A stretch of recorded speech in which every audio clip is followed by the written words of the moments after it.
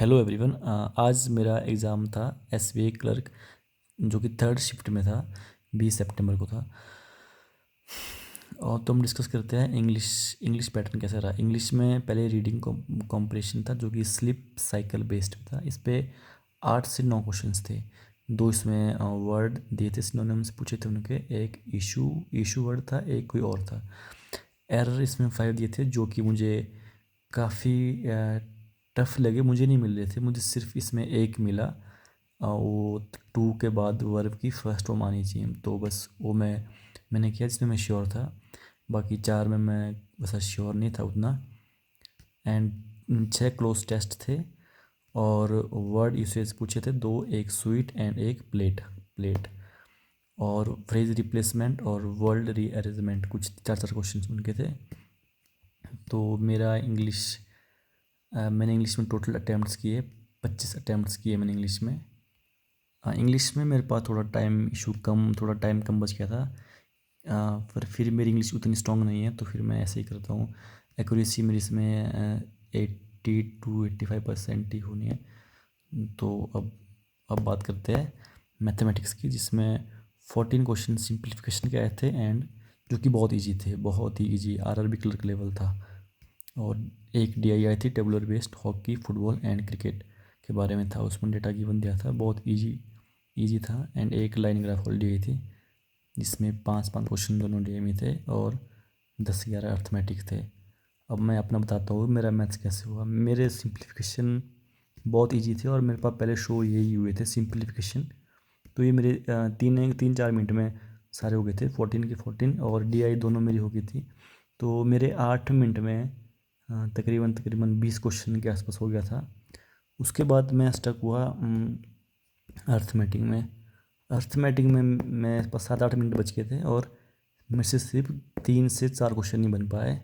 और जिसमें मैं बहुत स्टक हुआ। एक क्वेश्चन क्या था वो, इनकम बेस्ड क्वेश्चन था, जिसमें 45,000 इनकम दी थी, एंड उसमें 10% 10% वो ग्रोसरी भी इन्वेस्ट कर रहा था, एंड 20% रेंट पे कर रहा था, एंड कुछ अमाउंट सेविंग थी या कहीं और था।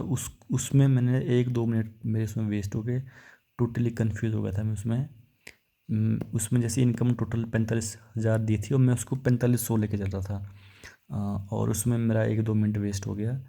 और एक क्वेश्चन और मैं स्टक हो गया था। मैं वो क्वेश्चन था, एक सीआई वाला भी था, एसआई वाला भी था, जिसमें 2 ईयर का कंपाउंड इंटरेस्ट और 3 ईयर का दिया था। मैं 3 ईयर का कंपाउंड इंटरेस्ट फाइंड कर ही नहीं पाया। मेरा उसमें आ तो गया था, बट मैं पता नहीं इतना कंफ्यूज हुआ कि मैं उसको कर ही नहीं पाया। और 1-2 क्वेश्चन और थे। तो टोटल कुल मिला के बात है कि मेरा अर्थमेटिक बहुत ख़राब हुआ इसमें।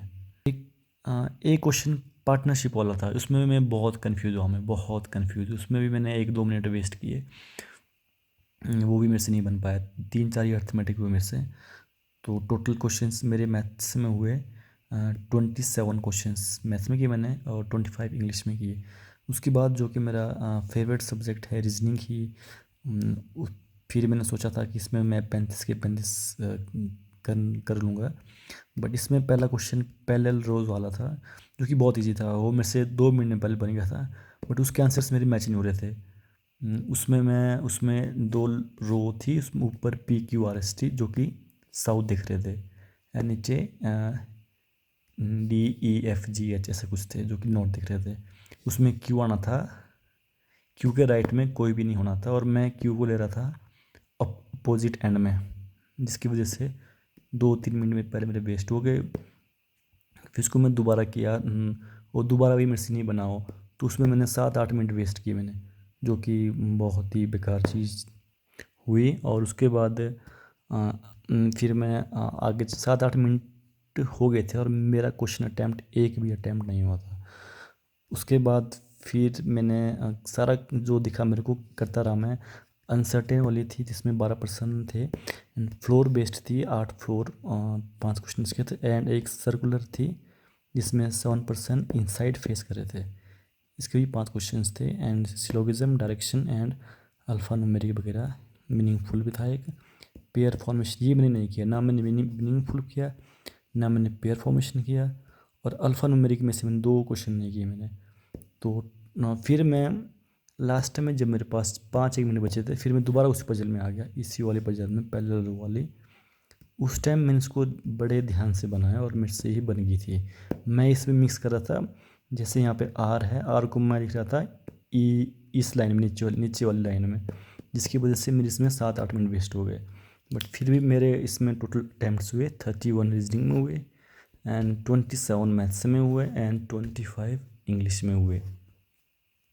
तो मेरे टोटल अटैम्प्ट्स हुए 83, जो कि मेरे हिसाब से ठीक नहीं है। मेरे को लग रहा था कि ऐसी अगर शिफ्ट आती है तो इसमें 90+ स्कोर करना ईजी था, और 90+ मेरे होने चाहिए थे। जैसा कि हिमाचल स्टेट से कट ऑफ काफ़ी हाई जाता है, 8, अगर बाकी स्टेट में कट ऑफ 70+ रह रहा है, 75 रह रहा है, तो हिमाचल में 80 के आसपास ही कट ऑफ रहने वाला है। तो देखते हैं अब क्या नॉर्मलाइज स्कोर कितना कम होता है, क्योंकि हमारी शिफ्ट बहुत इजी आई थी, तो 2-3 नंबर इसके भी कट सकते हैं। तो देखते हैं अब कितने मार्क्स बनते हैं मेरे। बाकी मेरी जो एक्यूरेसी है वो मैथ्स रीजनिंग में 99% या 100% ही मान लो, पर इंग्लिश में मैं श्योर नहीं होता हूँ। इंग्लिश में 25 में से मेरे मार्क्स 12 भी आ सकते हैं, 15 भी आ सकते हैं, तो मैं कुछ श्योर नहीं हूँ। तो अब देखते हैं। अब बाकी आप अपना जो स्कोर बताएं, और कहाँ कौन सी शिफ्ट थी और किस स्टेट से अप्लाई किया है। बाकी अब देखते हैं, IBPS क्लर्क भी होने वाला है 2-3-4 दिनों में, 4-5 दिनों में, तो उसकी तैयारी करते हैं। और IBPS PO का मेंस भी 12 अक्टूबर को है। तो सॉरी, IBPS क्लर्क 4-5 अक्टूबर की इसकी डेट है, 4, 5 और 11, तो वो भी आने वाला है।